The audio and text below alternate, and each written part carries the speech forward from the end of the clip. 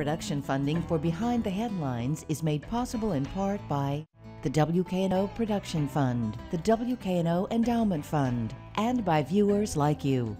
Thank you. How public art reshapes Memphis, tonight on Behind the Headlines.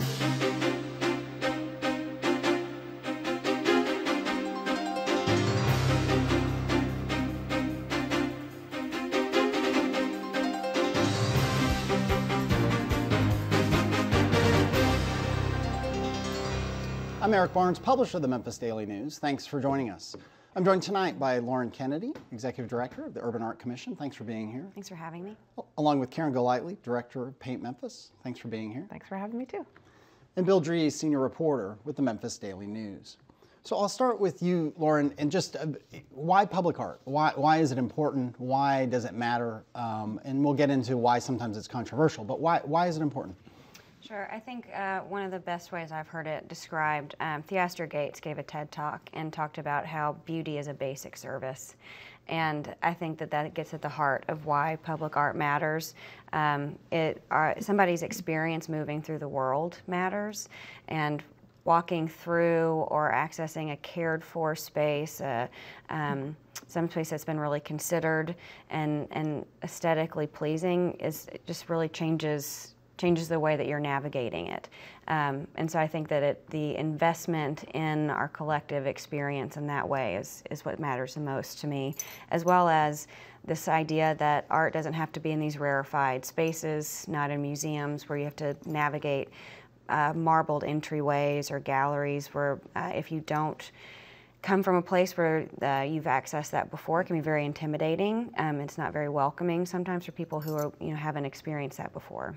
And for you, why public art? Well, it's the same thing. I mean, it's something that should be a part of our basic lives. And for Paint Memphis, it's really sort of an idea that it can be accessible anywhere to anybody, regardless of their socioeconomic class or even like their geography or whether they have transportation to a center for art, they can actually access it. And let's talk a little bit about your organizations. You're the newer one of what, right. 2015 Paint Memphis. Yes. You founded Paint Memphis. Yes. What is Paint Memphis? How is it funded? Tell us what it is. So Paint Memphis is a 501c3, and we are funded by grants, federal and state grants, as well as by individual donors and corporate business sponsors, organization sponsors in general.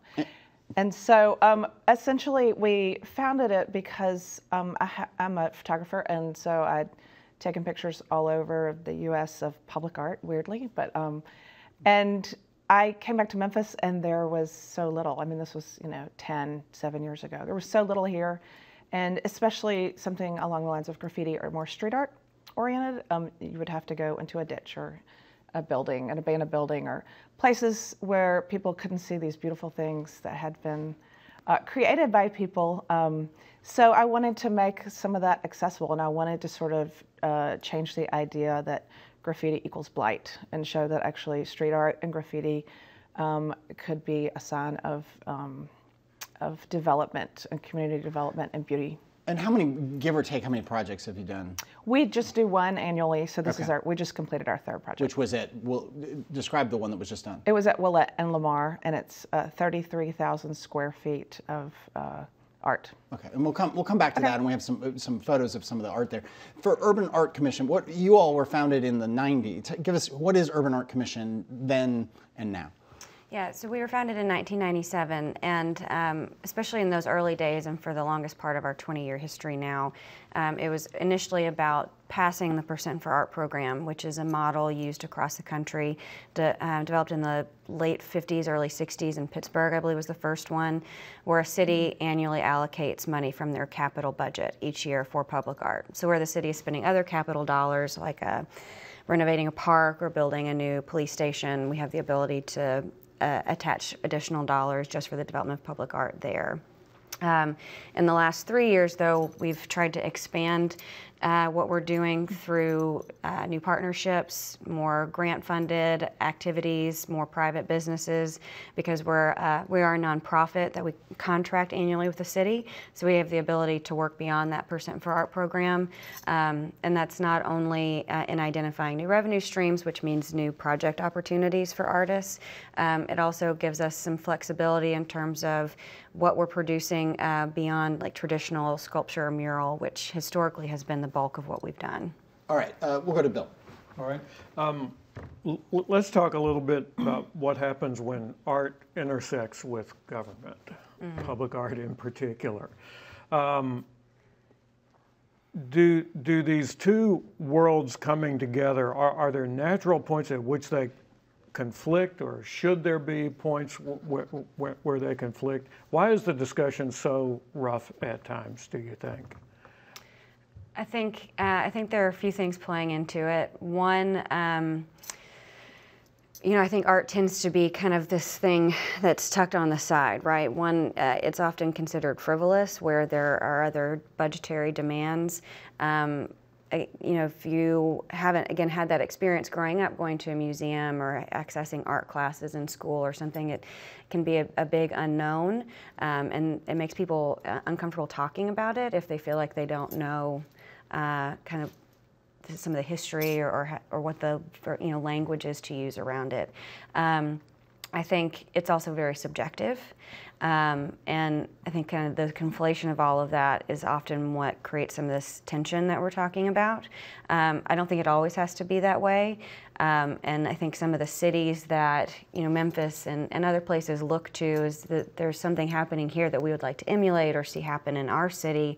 Those are often cities where they've really put some power and energy behind their creative fields, and that those cities are places where creative people want to be, where there's opportunities for them there, and that where it's been made a priority.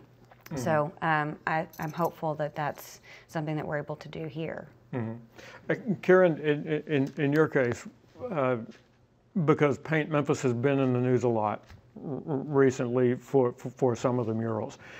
Your impression of this intersection of art and government and the funding that's involved in it, does it have to be this controversial? Should it be this controversial? I don't think it should at all. We have had a great experience working with the mayor's office, and it's been more of a partnership. It's not been funded, so I think maybe there's some differences there between our two organizations. But and it took a long time. I mean, I visited other cities and I kept showing them what other cities were doing. And a lot of it was sponsored by the government and some of it wasn't, but I kept showing them the power of transformation of public art, and specifically murals, and how easy it was to transform a city or a neighborhood or even some place just through paint. And they were really open to it and started talking to me, and they entertained the idea at least. And finally, they granted us the very first permission wall, city-sanctioned permission wall that exists in Memphis, and that means that it's legal to go paint there. Anyone can go paint there. Mm-hmm. And it's city property, which has not been the case ever in Memphis. So there's a lot of movement. I mean, we're slow, I think, but I think we're moving forward. Where is that? That's at Chelsea and Evergreen. Okay. Yeah. And back, go ahead, Lauren. Well, I was just going to add that, I think that that's an important point that Karen's bringing up, right? That when I'm having conversations with city officials, most often it's not that they're balking at the idea that art is important. That's not really, I think, a case statement so much. I think that that's pretty easy for people to accept. But I think when you get into some of the processes and how things come to develop and how they come to be executed, that's where things get trickier, and especially for us more so, right? Because, there's a huge chunk of our money that is coming from the city. Well, yeah, but because the question comes up, okay, is there local input on this? And at the same time, you're working with artists who in order for their work to succeed, in order for their work to make a point, they certainly have to have some control over what they're doing. My impression is that art by committee really doesn't work very well if it's all done by committee. Well, it's tricky because if you have one body of people controlling art for an entire city or state or country, that certainly gets to be probably less effective in terms of letting creativity flow from the artist. So our solution to that was to set up some guidelines that the city agreed on and that all of our artists agreed to adhere to. And that was sort of, that's how we went with it. That content-wise, we established a theme and set up guidelines for things like profanity and gang imagery or drug imagery or nudity. And those were sort of how we went with it. And the city, you know, they agreed to that, and that's how we did that. For the people who haven't followed, the criticism your group has gotten, and we had the Spagnola kind of zombie mural up a moment ago, was really from the council. And so one council member, I think it was Robinson, had heard from some neighbors that didn't like it. Others were just kind of Swearingen, excuse me, thank you. The council, I mean, and you as well, Urban Art, and there was a lot of controversy this summer about whether, you know, what you were doing, what were you going to be funded, was enough of the money that was coming from the city going to local artists. That conversation is hard to have with council members, or is it just part of the process, as Bill was saying? Well, it's difficult because I don't think that the city council necessarily, in the case of Paint Memphis, understands the process or has been educated on the process. I mean, hopefully they will be. And so I don't think, and also neighbors, not everybody, you see a mural go up, but you have no idea really how it got there or who did it. And so I just think that there's a lot of even community education that can happen so that everybody can be informed of the process and can understand the relationship with the government and with neighborhoods and with other organizations and businesses as well. And in terms of that process, do neighbors get notified? I mean, is there public input? I mean, if you're putting up a restaurant or a hotel, there's some amount of notice that goes into that area that says, hey, come to a meeting, come wherever, have some input. Generally, there isn't always been.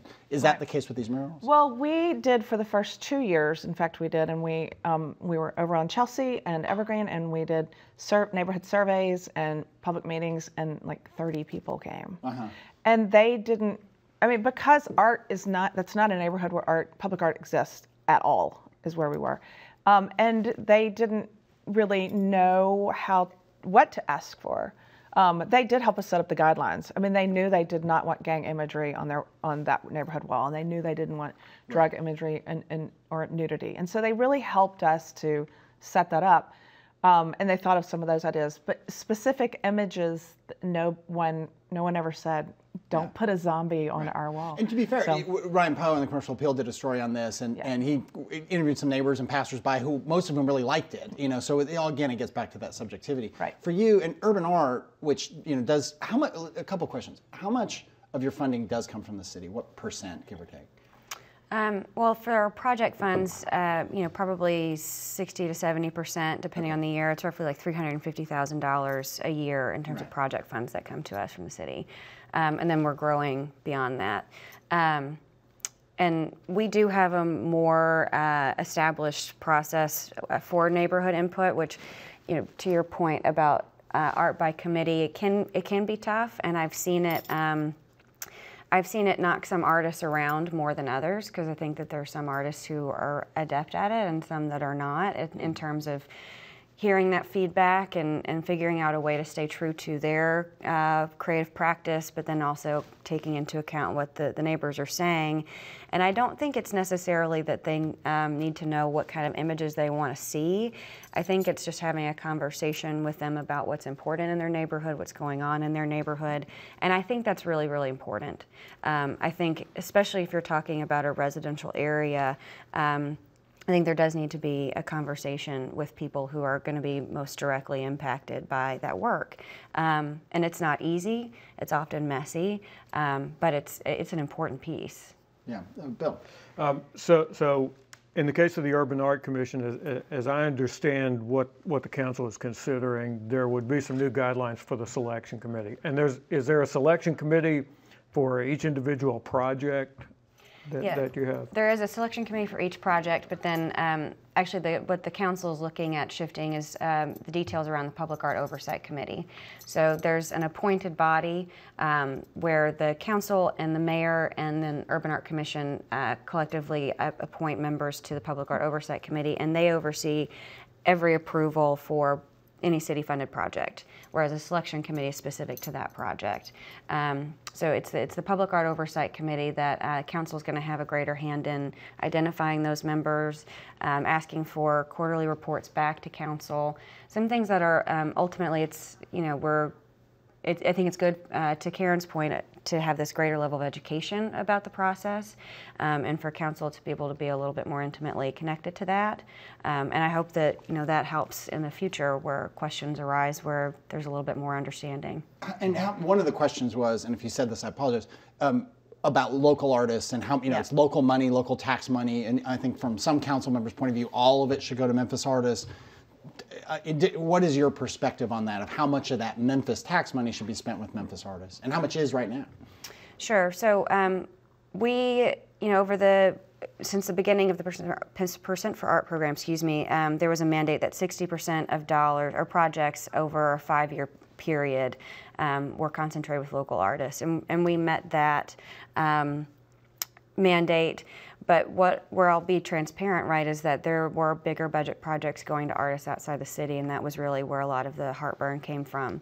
And I feel very much of two minds. I've never felt that this was an either-or proposition. I think it's a both-and. I think it's important to support artists living and working here, but I also think it's really important to be exposed to artists making work in other cities and other places, for them to have a good experience here, for them to spend time with our artist community.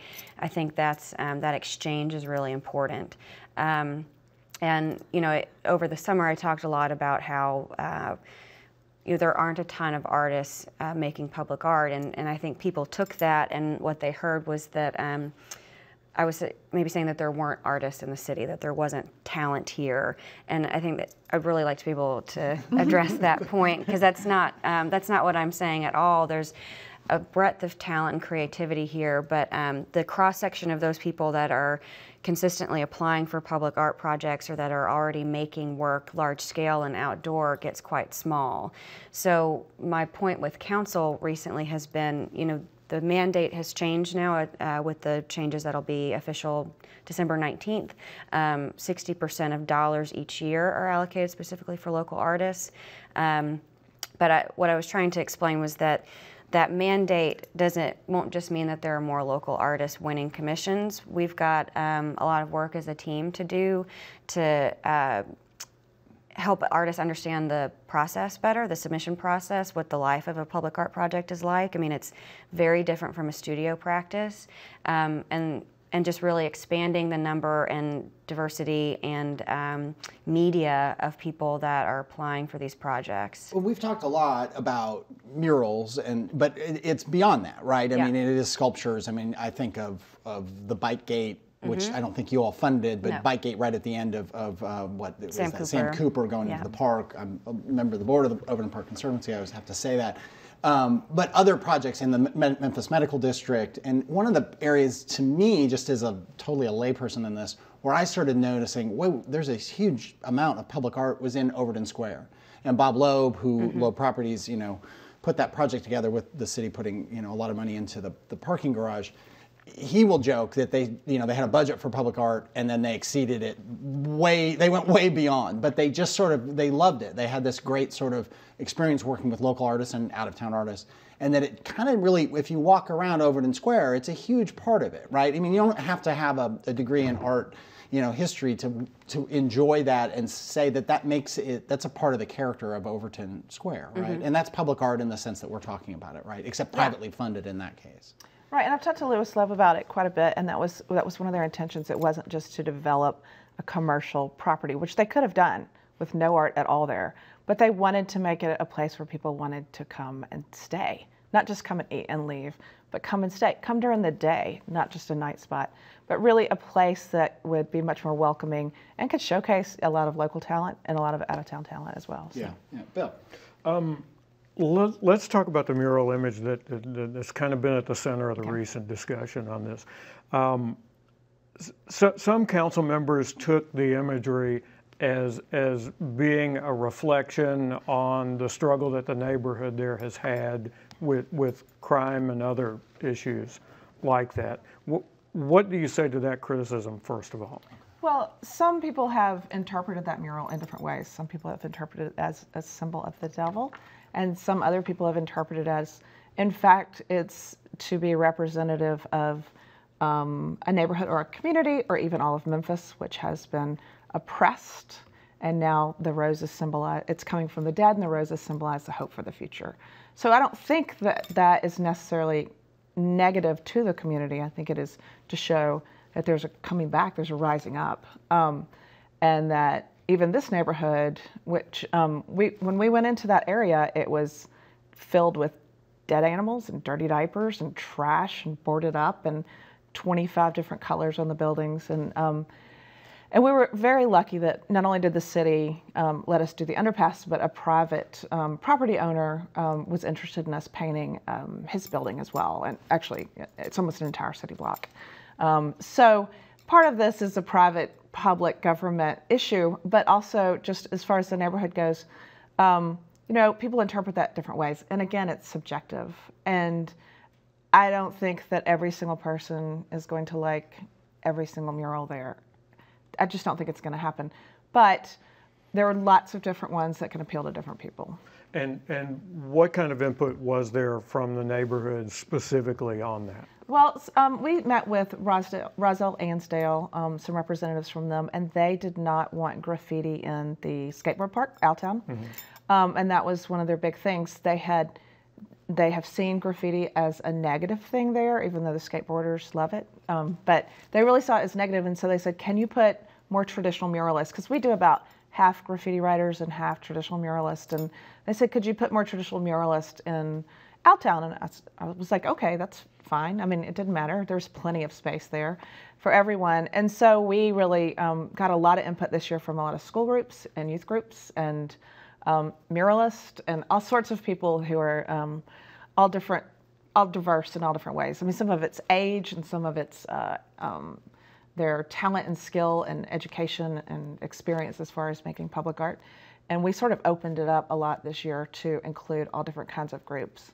But we did honor their input in terms of moving the graffiti to the private building that was, and to the city part as well. With just 4 or 5 minutes left here, you mentioned blight, and I'm curious how much of, I mean, if you're, I think about downtown and the, you know, what was originally the demonstration block that the Center City Commission, now Downtown Memphis Commission did, where and now they've done it up and down Main Street in those buildings that aren't developed, where they'll put a big mural on them. And if you live or work downtown, you see these murals are kind of tourist attractions now. It's very interesting. People come and take pictures with them, and they stand up against the butterfly, so they look like a butterfly. It's hard to describe, and it sounds silly, but you see tourists doing it all day long. How much of your work is specifically blight related, where it's, you know, the Steric building downtown, which hasn't been occupied in decades, the ground floor is painted with some murals and so on to make it less of an eyesore. How much does urban art get into that? I'd say we're still kind of newly dipping into that, mostly because a lot of that funding that we have administered in the past has been permanent projects. Those blight remediation efforts with public art are temporary, because the goal is that you're eventually renting that space and then, you know, something else happens. But actually with city funding, and we piloted it originally with a grant through Arts Memphis, have created a program where artists, it actually kind of flips the public art process on its head, and artists start by having 3 workshops with residents in the neighborhood to hear some things that they, you know, learn some history about the neighborhood, understand what's going on, what the context is, and then also kind of some hopes and dreams. And the ideas that the artists come up with are based on those conversations, and then we take the ideas back to the people that participated. I'm also struck by, and it's semi-blight, it's involved, everything we've talked about here is things like Downtown Memphis Commission right now, you know, they're working in the Pinch and all the developments happening in the Pinch. A very high priority for them that they're spending a great deal of money on is lighting and painting the underpass. And if you're in Midtown or on Cooper Young, this painting of underpasses. I mean, what is as a layperson who drives by, that's great, I kind of like that. You know, I wouldn't have thought to do that, but it sort of strikes you as pleasant. But they really see it as sort of, that's part of economic revitalization. Same with the medical district and the near Sun Studio, where they've done a bunch of public art. Define why that is, and this is a dumb question, this is a dumb Eric question. Why is that? Why do I like that when I drive by? I mean, I would not ever envision that, but I go through the medical district now, and there's that bright, shiny blue thing over your head, and there's all this stuff. You suddenly enjoy that. Well, I mean, it's just, you think about, it's I think helpful to have like a before and after shot, right? Because you think about, especially that underpass that DMC is doing now, and we're working with them on that. If you walk that underpass now, there's no Why feel would you do that? good. It's scary. Exactly. I mean, you wouldn't want to go down there. Exactly, and so that's cutting off the people that are, hanging out at the convention center from any businesses that are existing in the Pinch, right? There's just nothing welcoming or inviting or pleasant about that experience. But the project that Kong Wei Peng is going to create in there, people are going to go to the underpass to see this project. It creates an opportunity where you kind of catch your breath, right? It beautifies a space, which I think we kind of underrate the importance of that. And it just creates an attraction where there maybe wasn't one before, which has a positive impact on the businesses and people living around that, There's all of these conversations, right, about how public art can make a space feel safer. Like I've already said, make a space feel more cared for. And I think it does all of those things. Yeah. With just a few seconds left, what you said you all do just one big event per year. Do you know where you're going to be next year? We do not. So that will be, depend on what the city decides they want to do in terms of our partnership. But also, I just think it's really important that any sort of controversy about public art gets people to talk about public art. And so I'm glad this conversation exists. All right. We will leave it there. Thank you both for being here. Thank you, Bill. And thank you for joining us. Join us again next week. Good night.